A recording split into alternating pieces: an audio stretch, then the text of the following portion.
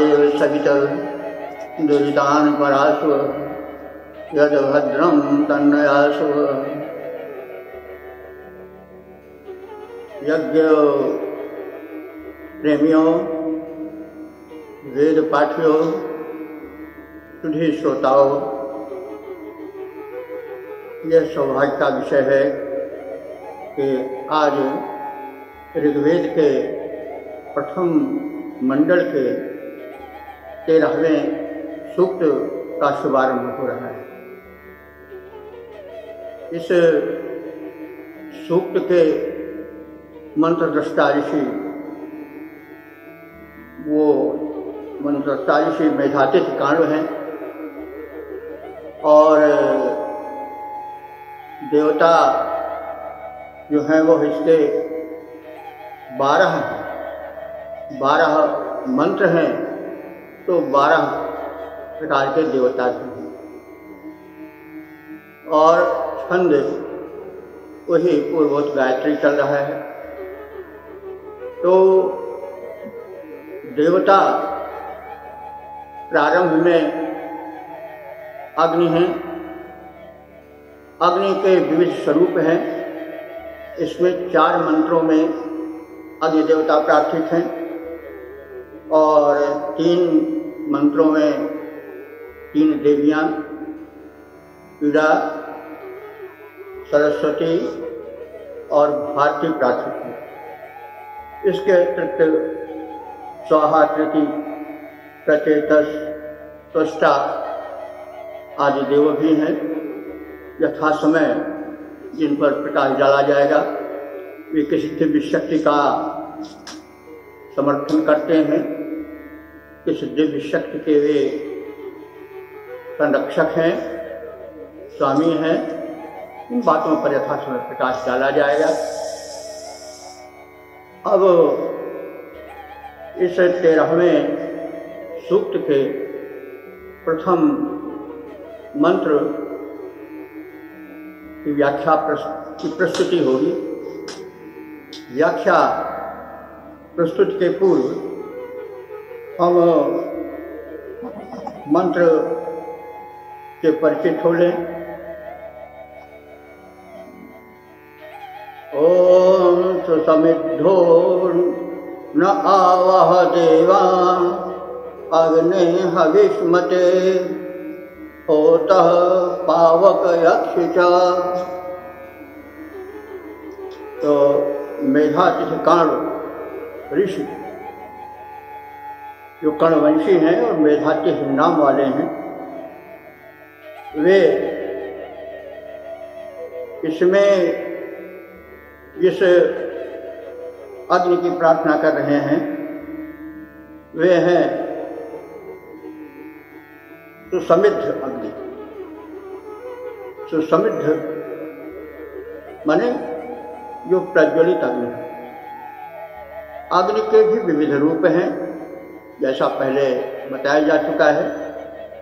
तो इस प्रस्तुत मंत्र में सुसमिद्ध अग्नि की प्रार्थना की जा रही है, उसके गुणधर्म का कथन किया जा रहा है और यज्ञ कर्म में आवाहन के द्वारा देवों को आवाहित करके उनसे इष्ट प्राप्ति की प्रार्थना की जा रही है।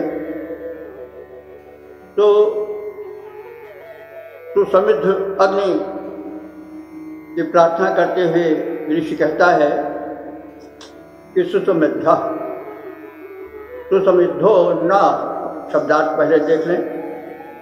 हे सुसमिद्ध अग्नि, हे विधिवत प्रज्वलित अग्नि, न अवह, न का आ आने के कारण जो न का विसर्ग है उसका लोप हो गया संस्कृत नियम के हिसाब से। तो न माने हमारे, आवह, आवह माने आवाहित करो, देवा माने देवान, देवा शब्द है, लेकिन बाद में आ स्वर आ जाने के कारण ना का लोप होकर के चंद्रबिंदु रूप में वो हो गया है, व्याकरण का नियम। तो देवा माने देवान, देवों को, देव का द्वितीय बहुवचन है, आवह माने उनको भली प्रकार से आवाहित करो, माने बुलाकर इस हमारे यज्ञ भूमि पर लाओ। हविष मते, हविष मते कहते हैं यजमान को, जो हव्य समर्पित कर रहा हो वो हविष मत है। हविष मत का चतुर्थी हविष मते होगा, के लिए क्या चतुर्थी विभक्ति लगती है, तो हविष मते माने हमारे यजमान के लिए, यज्ञकर्ता के लिए तुम देवान आवह, दिव्य शक्तियों को बुलाकर लाओ। होता होता हो संबोधन है अग्निदेव का, आप होता हो, आवाहक हो, देव शक्तियों को बुलाने वाले हो।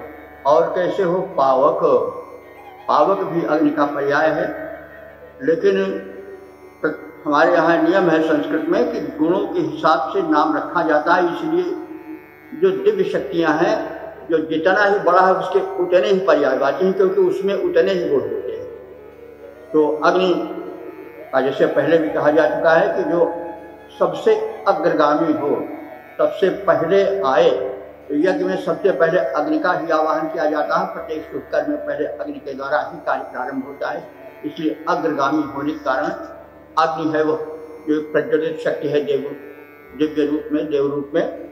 और पावक वो इसलिए है कि पुनात इति पावका, वह पवित्र करता है, अग्नि के द्वारा शोधन कार्य होता है, हम सब जानते हैं, तो इसलिए वो पावक है।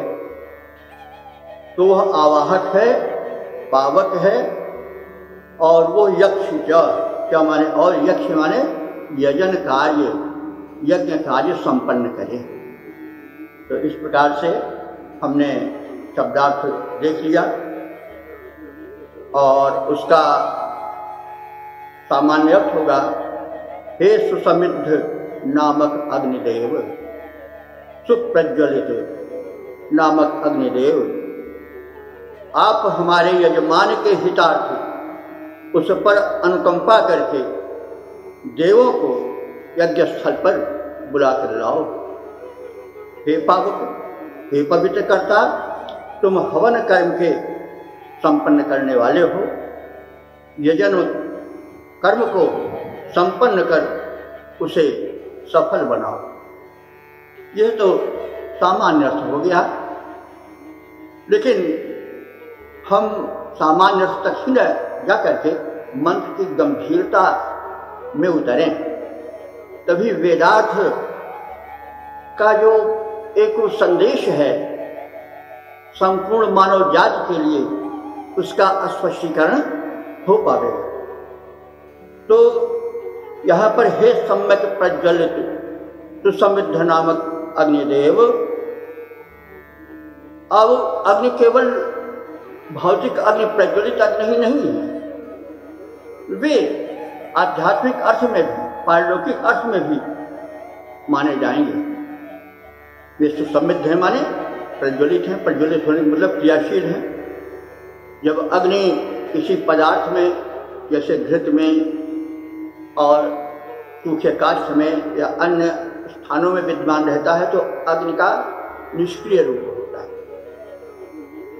अंगारा भी बहुत कुछ निष्क्रिय रहेगा, लेकिन जब वो सुसमिद्ध हो जाएगा, प्रज्वलित हो जाएगा, तो उसका क्रियाशील रूप आ जाएगा। इसीलिए परमात्मा जो है, इसी प्रकार से परमात्मा जो है वो भी छिपा है, दिखाई नहीं पड़ता है, लेकिन वे विभिन्न रूपों में कर्मशील भी हो जाता है, सृष्टि की रचना भी करता है, और कभी कभी भिन्न भिन्न रूपों में लोक में दिखाई भी पड़ता है। इसी आधार को लेकर के बाद के ऋषियों ने मनुष्य रूप में ईश्वर के उस परम सत्य अवतरण का भी विधान किया है। उपनिषदों आदि में, आरण्यकों में, ब्राह्मण ग्रंथों में प्रजापति के अवतार का मत्स्य कच्छ वाराह रूप में वर्णन भी है। शिव साहित्य में भी, वाद के साहित्य में अवतारों का वर्णन किया है। वो परमात्मा का सक्रिय रूप। कहने का मतलब यह है कि अग्नि जब यहाँ परमात्मा के रूप में उपस्थित है तो उसके भी एक निर्गुण और एक सगुण क्रियाशील रूप का भी चित्रण किया जा रहा है। वह निर्गुण रूप में काश में व्याप्त है, तैलीय पदार्थों में व्याप्त है, लेकिन सगुण रूप में वह जब प्रकट होता है तो सुसमृद्ध हो जाता है, उस समय वह क्रियाशील हो जाता है। उसी प्रकार से जब ब्रह्म साक्षात प्रकट हो जाता है तो वो सक्रिय हो जाता है, लोक व्यवहार में लग जाता है, लोक रक्षण के लिए और लोक को उपदेश देने के लिए। तो हम सुसमृद्ध अग्नि से परमात्मा के सक्रिय रूप का आशय समझ सकते हैं। तो हे सम्यक प्रज्वलित अग्नि, सृष्टि संचालन के क्रिया में रत परमेश्वर, हे देवताओं दिव्य आत्माओं को आहूत करने वाले, अपने साथ लाने वाले और ला करके अवतरित होने वाले, हे देव, हे परम देव। हम देखते हैं कि जब देव आते हैं हम उसको आज की भूमि पर भी ले जा रहे हैं, कहीं किसी स्थान पर बंद कर नहीं, क्योंकि वेदों से ही सब प्रभावित है। इसलिए हमें चाहिए कि हम किसी एक अर्थ से किसी मत संप्रदाय में पढ़ करके उसी में बंधे न रहें, क्योंकि जब हम मानते हैं कि वेद से हमारी समग्र संस्कृत प्रभावित है तो हमें समग्र संस्कृत पर विचार करके अर्थ करना अधिक सुसम्मत होगा। तो जब वो परम शक्ति अवतरित होती है तो उसके साथ उसके अनुचर भी आते हैं, उसके साथी सहायक जो दिव्य शक्तियाँ होती हैं वो भी उसके साथ आती हैं। जैसे राम अवतार हुआ तो वानर भालू आए, और हर अवतार में साथ लोग आते हैं जो दिव्य शक्तियाँ हैं।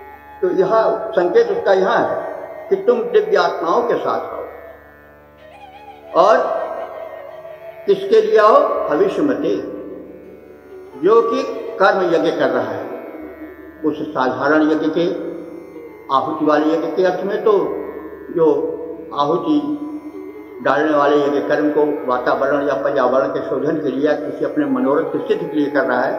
लेकिन जब हम उसको इस स्तर पर लेंगे तो ये कहेंगे कि हे परमात्मन, तुम दिव्य आत्माओं के साथ हमारे संरक्षण के लिए आओ, हमें जो याचित हमारे वरदान के रूप में कांक्षित कर्म है उसमें सहयोग देने के लिए आओ।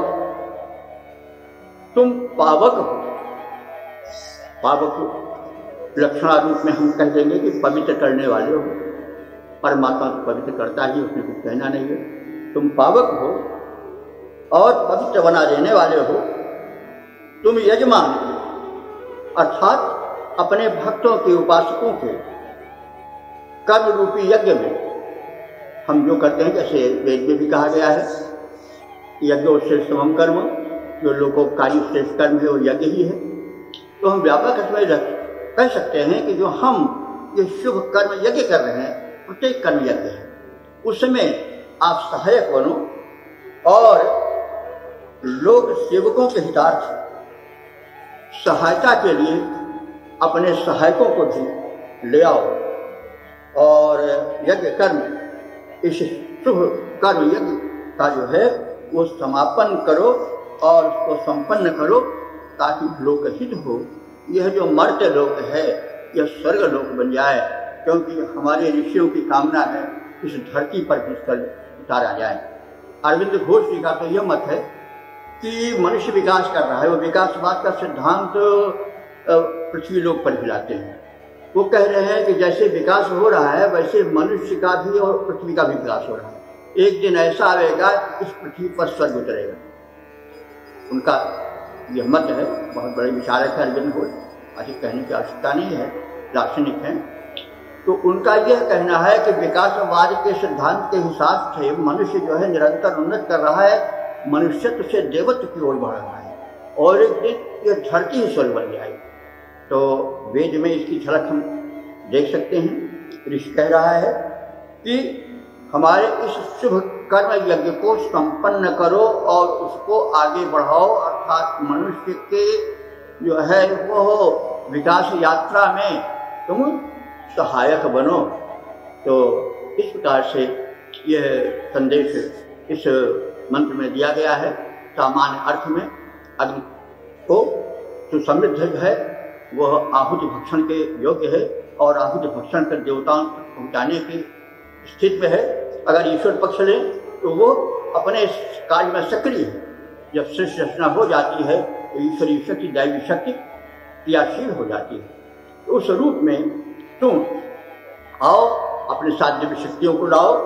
आप ज्ञाना नारद जी को लाना तो मात्रा कहा जाता है, हाथ डमरू को क्या वीणा को बजाना, सब इस तरह से वही चीज़ है वास्तव में, प्रसार उसी का है। तुम आओ और दिव्य शक्तियों के साथ आओ, अकेले मत आओ और चारों ओर फैल जाओ।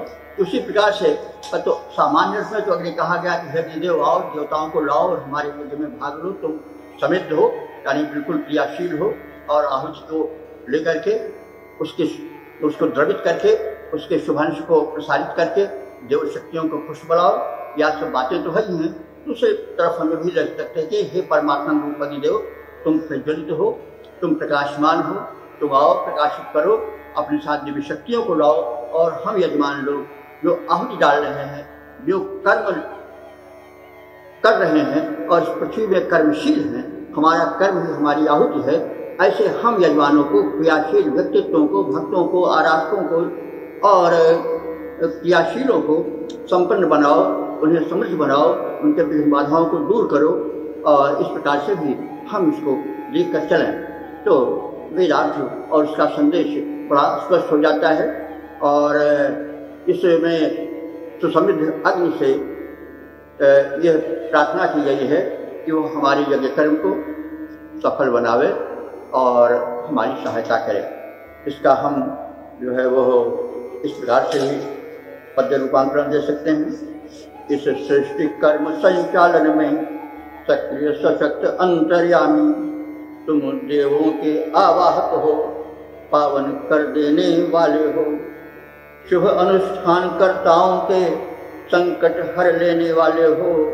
शुभ यज्ञ कर्म में आ जाओ, शुभ यज्ञ कर्म में आ जाओ, उसको संपादित करो देव, देवों का आवाहन करके यजमानों के हित करो देव। शुभ कर्म यज्ञ के अनुष्ठान पूरे होते जाएं स्वामी, पूरे होते जाएं स्वामी। इसी सृष्टि कर्म संचालन में सक्रिय सशक्त अंतर्यामी, सक्रिय सशक्त अंतर्यामी। बंधुओं, अब प्रथम मंडल के 13वें सूक्त के दूसरे मंत्र की व्याख्या का प्रस्तुतिकरण होने जा रहा है। इस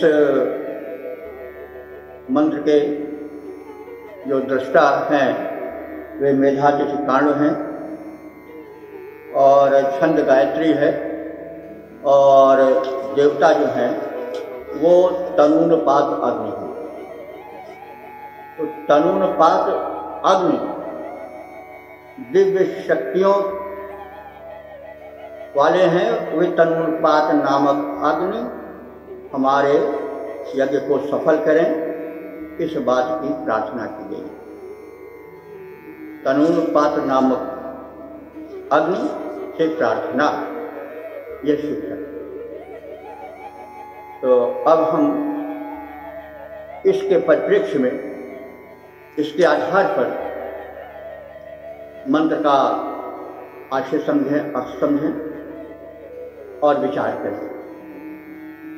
मंत्र इस प्रकार से है, मधुमन्तं तनूनपात यज्ञं देवेषु नः कवे अद्याप्नोहि वीते। तो मधुमन्तं, मधुमन्तं माने मधुर, सरस, मधुवर्षी, ये विशेषण किसका? यज्ञम का।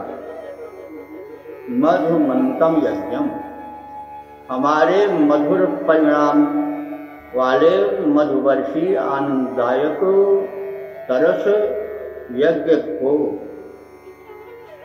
तनूनपात, तनूनपात नामक अग्नि, तनून पात को हम जान ले, अग्नि का तो आप लोग पहले ही समझ चुके हैं, कई बार कहा जा चुका है। लेकिन अग्नि का भेद है, एक भेद है तनून पात। तनून पात का अर्थ निघंटु में और निरुक्त में किया गया है। तनु माने धेनु, गाय, और नपात तनु नपात शब्द खंड करने पर बनेगा, तो तनु कहा गया है निरुक्त में धेनु को, और नपात कहते हैं पुत्र के पुत्र को, नाती को या पौत्र को। ये कैसे? तो वो जो है वह पिता है, दूध उसका पुत्र है, और दूध का पुत्र घी होगा। तो तनून पात घृत को हम नृत्य के हिसाब से कह सकते हैं। और लेकिन वो संबोधित किसके लिए हो रहा है? घृत का भक्षण कर प्रज्वलित होने वाले अग्नि। तो हे तनून पात, हे तनू नपात, इस तरह से हम इसका खंड है। हे तनू नपात, हे अग्नि के पौत्र रूप में व्याप्त घृत से प्रज्वलित होने वाले अग्नि। यह तो निरुक्त के अनुसार अर्थ हो गया, लेकिन कुछ भाष्यकारों ने इसका अर्थ किया है तनून पात। तनून माने शरीरों को, सभी प्राणियों के शरीरों को गिरने से, क्षरित होने से, नष्ट होने से रक्षण देने वाले। तो ये तो हम सब जानते ही हैं कि अग्नि से ही हमारे शरीर की रक्षा होती है। यदि हमारी जठराग्नि समाप्त हो जाए तो जीवन भी बिल्कुल क्षीण हो जाएगा, और जो शरीर की गर्मी, जो शरीर में अग्नि व्याप्त है, वह अगर निकल जाए तो शरीर मुर्दा बन जाएगा। और वो रक्षा कैसे शरीर की अग्नि करती है? तरह तरह से करती है। कहा जाता है कि 99 डिग्री सेंटीग्रेड का तापमान रहता है, अग्नि के द्वारा ही ताप होगा ना, तापमान रहता है, और 90 डिग्री में ही पानी खौल जाता है। तो शरीर में जो ऊष्मा रहती है, उस ऊष्मा से जो कृमि आते हैं, जिनके विषय में पहले भी कहा जा चुका है, वे उस अग्नि में उबल जाते हैं और नष्ट हो जाते हैं। नहीं तो हमारा शरीर बड़ी जल्दी रोग से, कृमियों से ग्रस्त होकर के विनष्ट हो जाए। अरे थोड़ा सा देख लें हम, जब अग्नि समाप्त हो जाती है, शरीर मृत हो जाता है, तो एक कुछ ही घंटों में कीड़े उसको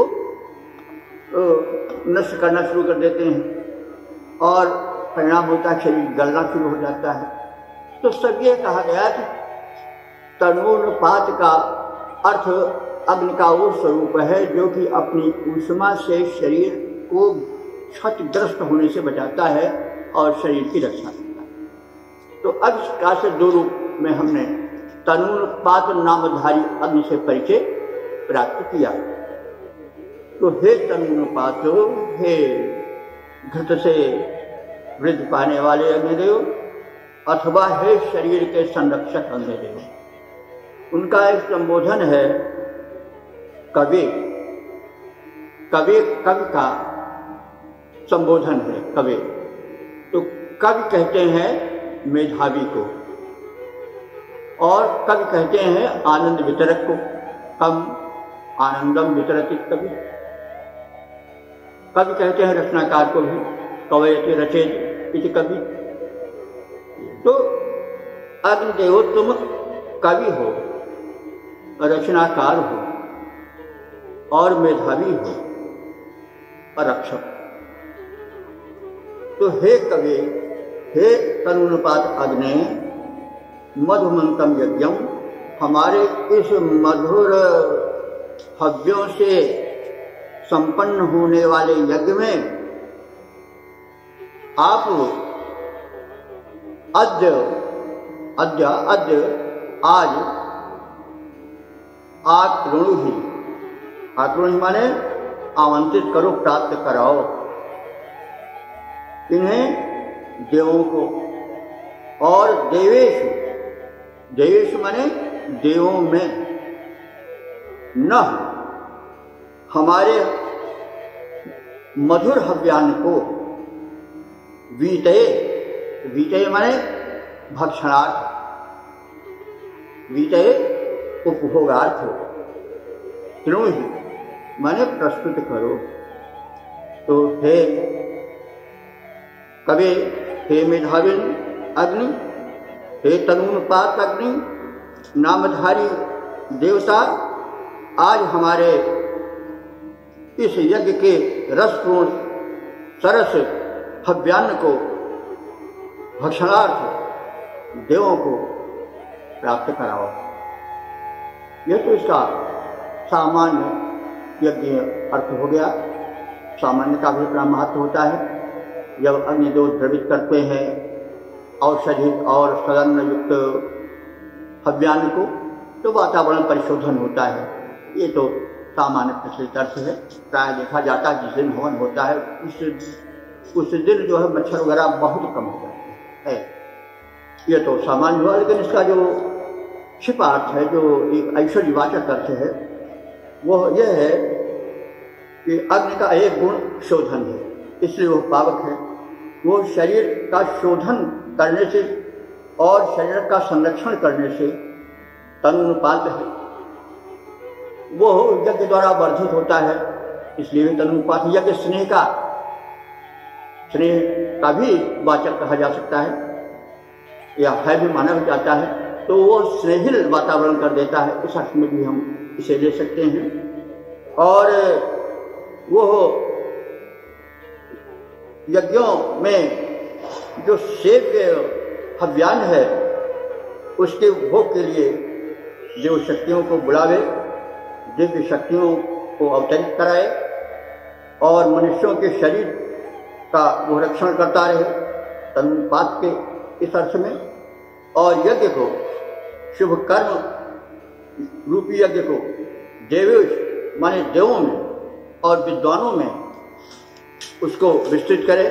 देव का से विद्वान भी होता है, यह सर्वविदित है। और वो जो है वो वायु वनस्पतियों को शोधित करे और शरीर का रक्षण करे। और हे तनुनुपात, उपर्युक्त गुणों से समृद्ध मेधावी अग्निदेव हमारे इस मधुवर्षीय यज्ञ कर्म में दिव्य शक्तियों को आहूत करके उन्हें मधुर भविष्यान का उपभोग कराएं। हम जो देवों के प्रसाद से फल फूल अन्न रूप में प्राप्त कर रहे हैं, वो मधुर हो, ताकि उस मधुरान्न को हम उन्हें समर्पित कर सकें। पहले भी कहा गया है कि मनुष्य दिव्य शक्तियों को अपने द्वारा पोषित करता है, और वे पुष्ट देवता जो यज्ञान्य से पुष्ट होते हैं, वे हमारा पोषण करते हैं। परस्पर भाव्यंता हुआ कहा गया है कि हम दिव्य शक्तियों को पुष्ट करें और दिव्य शक्तियां हमें पुष्ट करें, और परस्पर सहयोग से हम इस भूतल को स्वर्ग बनाएं। ये पहले भी कई बार कह चुका है जा चुका है, और ये बार बार स्मरण इसलिए दिलाया जाता है कि हम इस कर्म को मत भूलें, क्योंकि बड़ी आवश्यकता है। इस समय वातावरण का प्रदूषण हो रहा है और दिव्य शक्तियां जो है क्षरित हो रही हैं, दुर्बल पड़ रही हैं, इसीलिए स्वास्थ्य खराब जा रहा है, इसीलिए अन्न में रस नहीं, आनंद नहीं रह रहा। और फिर जो संदेश देता है कि हमारी सरस हव्यान का, रसपूर्ण हव्यान का सेवन करो, वो भावना जाती रहती है। तो इस कारण से ये कहा जा रहा है कि आज हमारे भोगार्थ देवों के लिए हमारे मधुर हव्यान का उन्हें सेवन कराने के लिए हे अग्निदेव बुलाओ। आप तनुनुपात हो, आप कवि हो, दिव्य हो, और इस यज्ञ रूपी शुभ कर्म में हमारे सहायक बनो। तो इसका हम इस प्रकार से पद रूपांतरण दे सकते हैं कि तनुरक्षक हो